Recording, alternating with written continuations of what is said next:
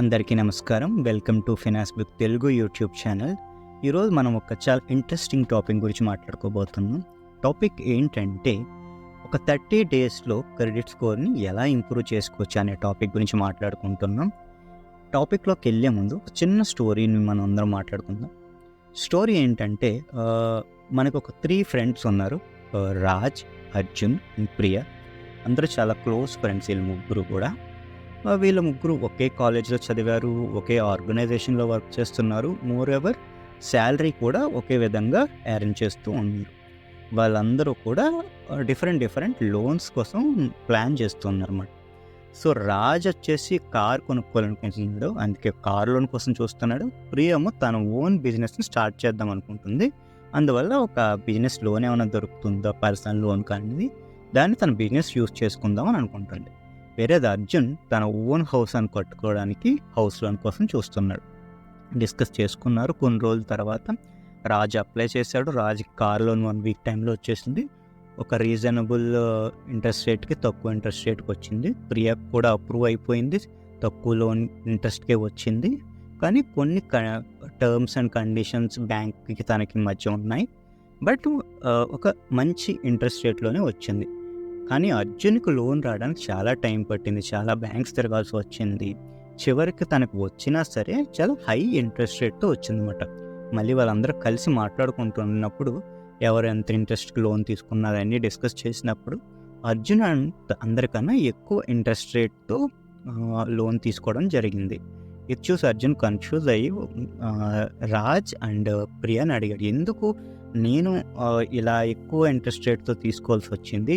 మనందరం ఒకే కాలేజెస్ చదివాము, ఒకే కంపెనీలో వర్క్ చేస్తున్నాం, ఒకేలాంటి శాలరీ వస్తున్నా సరే అని అడిగాడు అనమాట.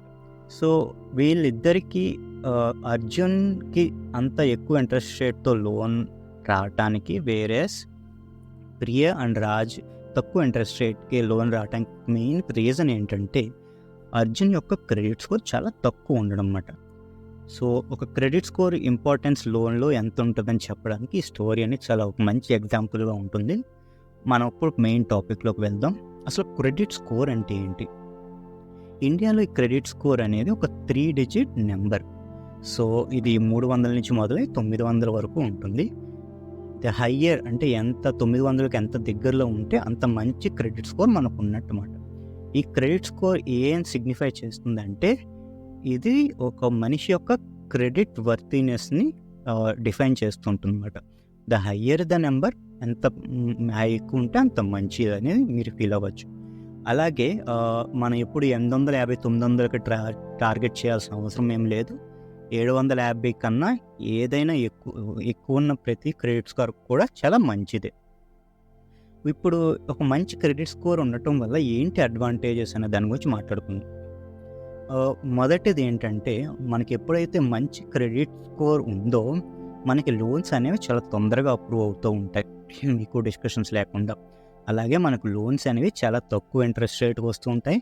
మనం ఎప్పుడైనా క్రెడిట్ కార్డ్స్ గట్టా అప్లై చేసినా మనకి ఎక్కువ క్రెడిట్ లిమిట్ అనేది కూడా వస్తూ ఉంటుంది. ఒక ఎగ్జాంపుల్ చెప్పాలంటే ఒక పర్సన్కి తక్కువ క్రెడిట్ లిమిట్ ఉంటే ఫస్ట్ ఆఫ్ ఆల్ వాళ్ళకి క్రెడిట్ కార్డ్ రావడమే కష్టం. ఒకవేళ వచ్చినా సరే తక్కువ లిమిట్ ఉంటుంది. లెట్స్ సే ఒక 20,000, 30,000 ఆ రేంజ్లో ఉంటుంది. అదే మనకి ఎక్కువ క్రెడిట్ స్కోర్ కానీ ఉన్నట్లయితే 1 lakh, 2 lakh, 3 lakhs కూడా ఉంటుంది. అది తన యొక్క పర్చేస్ పవర్ బట్టి కూడా డిపెండ్ అయి ఉంటుంది. ఇప్పుడు ఇలాంటి ఒక మంచి స్కోర్ అనేది రావాలి అంటే ఏమేమి చేయొచ్చు మనం?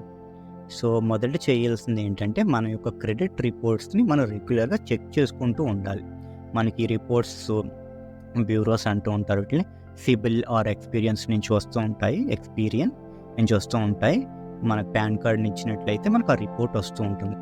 ఆ రిపోర్ట్లో మనం అన్నీ చెక్ చేసుకుంటూ ఉండాలి, ఏదైనా తప్పులు ఉన్నాయా లేదా అని. ఒక ఎగ్జాంపుల్గా చెప్పాలంటే మీరు ఒక తప్పును ఐడెంటిఫై చేశారు, ఒక ఓవర్ డ్యూ అమౌంట్ అనేది ఉంది, మీరు పే చేసేసినా సరే.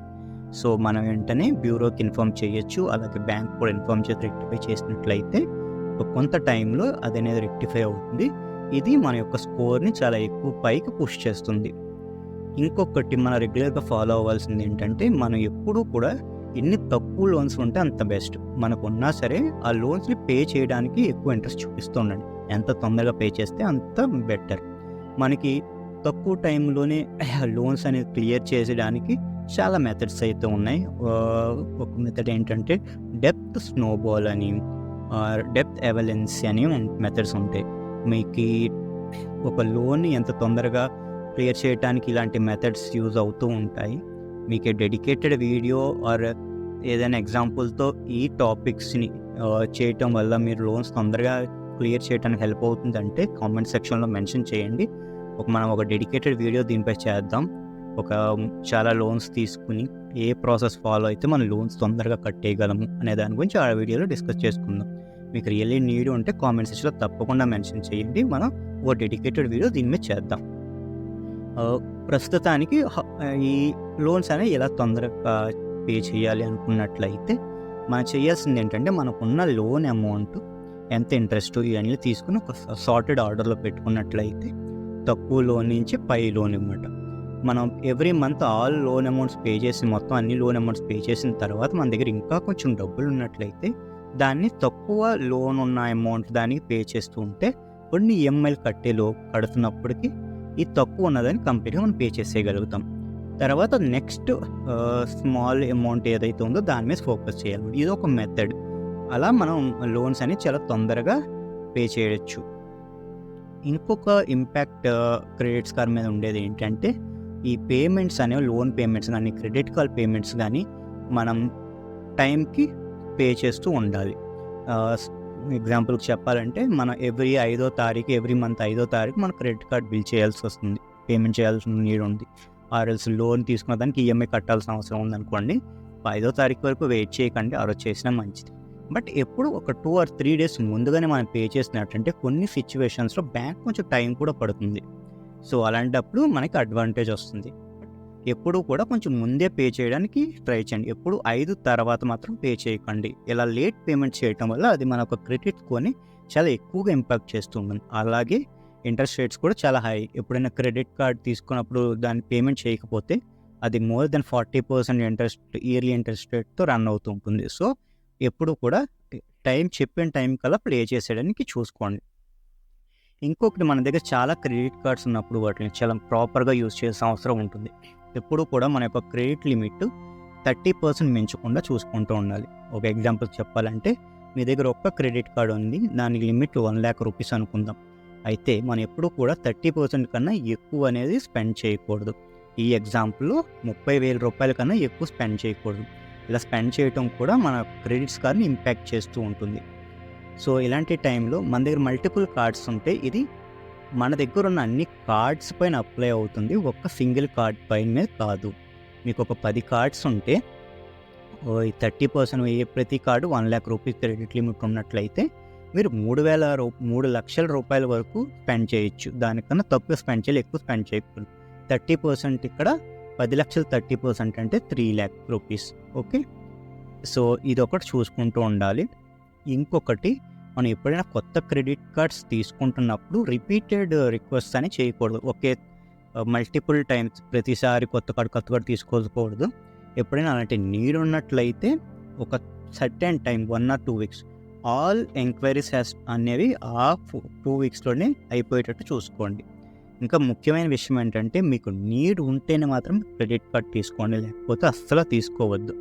అదొక చిన్న సజెషన్ నా సైడ్ నుంచి. ఇవన్నీ కానీ మనం ఫాలో అవుతున్నట్లయితే మన స్కోర్ అనేది సిగ్నిఫికెంట్గా ఇంప్రూవ్ అవుతుంది స్లోగా. ఇది ఒక నెలలోనే జరిగిపోవాలని రూల్ లేదు. మనం ఈ చేంజెస్ చేసినా ఇవన్నీ రిఫ్లెక్ట్ అయ్యి క్రెడిట్ బ్యూరోలో అప్డేట్ అవ్వడానికి కూడా టైం పడుతుంది. ఒక 2 to 3 months టైంలో ఇవన్నీ ఫాలో అయినట్లయితే మన స్కోర్ అనేది 750 కన్నా అబోనే ఉంటుంది. ఏదైనా స్కోర్ 750 అబోవ్ ఉంటే మనకి ముందు చెప్పిన అడ్వాంటేజెస్ అన్నిటికీ మనం ఎలిజిబుల్ అవుతూ ఉంటాం. సో ఎప్పుడు అది మెయింటైన్ చేయడానికి చూసుకోండి. వీడియో ఎండ్ చేసే ముందు మనం ఏమైతే ఇంపార్టెంట్ డిస్కస్ చేస్తామో జస్ట్ రికాప్ కింద చేసుకుందాం. మనం క్రెడిట్ కార్డ్ స్కోర్ గురించి అర్థం చేసుకున్నాము. ఒక మంచి క్రెడిట్ స్కోర్ ఉంటే ఏమైనా అడ్వాంటేజెస్ ఉన్నాయో అన్నీ దాని గురించి మాట్లాడుకుందాం. అలాగే మనం ఈ స్కోర్ మెయింటైన్ చేయాలంటే రెగ్యులర్గా ఈ క్రెడిట్ రిపోర్ట్స్ చెక్ చేసుకుంటూ ఉండాలని చెప్పుకున్నాం. అలాగే లోన్స్ అనేవి తొందరగా పే చేయడానికి మెథడ్స్ మాట్లాడుకున్నాం. అలాగే పేమెంట్స్ అనేవి కూడా రెగ్యులర్ టైంకి చేసేస్తూ ఉండాలి, లేట్ చేయకూడదు. లేట్ చేస్తే దాని ఇంపాక్ట్ గురించి కూడా మాట్లాడుకున్నాం. క్రెడిట్ కార్డ్స్ అనేవి ఆ లిమిట్ అనేది 30% కన్నా ఎక్కువ లేకుండా చూసుకుంటూ ఉండాలనుకున్నాం. అలాగే ఏదైనా న్యూ ఎంక్వైరీస్ రిపీటెడ్గా చేయకుండా ఒక పర్టికులర్ టైం 1 వీక్ అని తీసుకున్న 2 వీక్ అందులోనే చూసుకునేటట్టు చేసుకోవడం అనేది చాలా మంచిది. ఇవన్నీ ఫాలో అయితే తప్పకుండా మన క్రెడిట్ స్కోర్ అనేది 750 కన్నా ఎక్కువే ఉంటుంది. అంతే ఈ వీడియోకి. ఈ వీడియో మీకు చాలా నచ్చిందని అనుకుంటున్నాను. మీకు నచ్చినట్లయితే తప్పకుండా లైక్ చేయండి, అలాగే సబ్స్క్రైబ్ చేయండి. ఎవరికైనా ఇది నీడ్ ఉంటే వాళ్ళకి తప్పకుండా షేర్ చేయండి. అలాగే మీరు ఏదైనా టాపిక్ మీద తప్పకుండా మమ్మల్ని వీడియో చేయమంటే అది కూడా కామెంట్ సెక్షన్లో మెన్షన్ చేయండి. తప్పకుండా మిమ్మల్ని చేయడానికి ట్రై చేస్తాం. Thank you. అందరికీ నమస్కారం.